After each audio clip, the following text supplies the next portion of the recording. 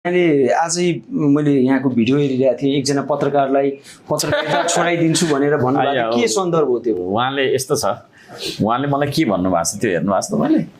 अलिअलि हेरेको छु। उहाँले मलाई हिन्दू विरोधी भन्नुभएको छ। Who is he to decide that? Is he the जज? के हो, जजले पनि भन्नु पाउँदैन। उहाँले हिन्दू विरोधी भन्नुभएको छ भने तपाईँ त ठाउँमा सुन्नु न, त्यही भएर त मैले त्यो भ्रमलाई चिरेको हो क्या, मैले भ्रमलाई चिरेको मात्रै हो। तपाईँले भ्रम फैलाउनुहुन्छ त्यसलाई त मैले त चिर्नुपर्छ, म त सफा गर्ने मान्छे, तपाईँले फोहोर गर्नु त सफा गर्नुपर्छ भने जस्तो हो क्या।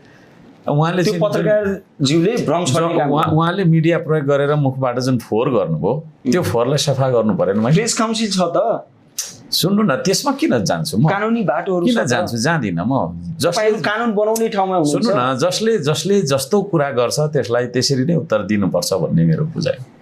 तपाईँले मलाई आम संसारमा आरोप लाउनुहुन्छ, तपाईँको आरोपको खण्डन आम संसारमै गर्छु। तपाईँले मलाई सदनमा आवाज उठाउनुहुन्छ, म तपाईँले कानुन बनाउने मान्छेले यदि यो दिए भने त सुन्नु न, उहाँ पनि त जान सक्नुहुन्थ्यो होला नि त। अनि त्यो तपाईँको दिएको त्यो असरललाई जे पाए त्यही भनेको कुरा चाहिँ त्यसलाई मैले स्वीकार्नुपर्छ त, पर्दैन?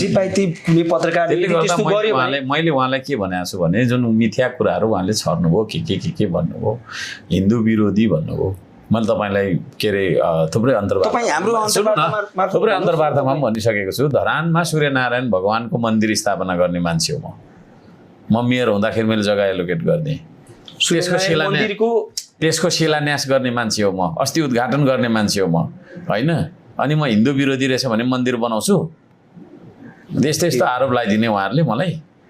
मठ मन्दिरमा हाम्रा चाहिँ संवाददाताहरूले म आफै खुद गएर है कतिचोटि पानी बाँडेका छौँ, कतिचोटि सरसफाइ गरेका छौँ, होइन? त्यहाँनिर तपाईँको तीर्थमा आउनेहरूलाई, होइन, तीर्थयात्रीहरूलाई सहज वातावरण बनाउने कामहरू हामीले गरिरहेछौँ, यावत कुराहरू गर्दैछौँ। तपाईँको चाहिँ नि अब तपाईँलाई फर यु इन्फर्मेसन, अब उमै भने होइन, तपाईँको चाहिँ नि अब विष्णु पादुका जाने मन्दिर जाने बाटो श्रमदानबाट तपाईँको चाहिँ नि पुल बनाउने भनेर घोषणा गरिरहेको छु मैले त्यहाँ धरान 20मा। अब यो बर्सात रोकिएपछि त्यो अब अहिले त खन्यो भने त्यो भलाइहाल्छ, बगाइहाल्छ। त्यो मन्दिर जाने बाटो तपाईँले घोषणा गर्नुभएको छ, पुल बनाइदिँदैछु श्रमदानबाट।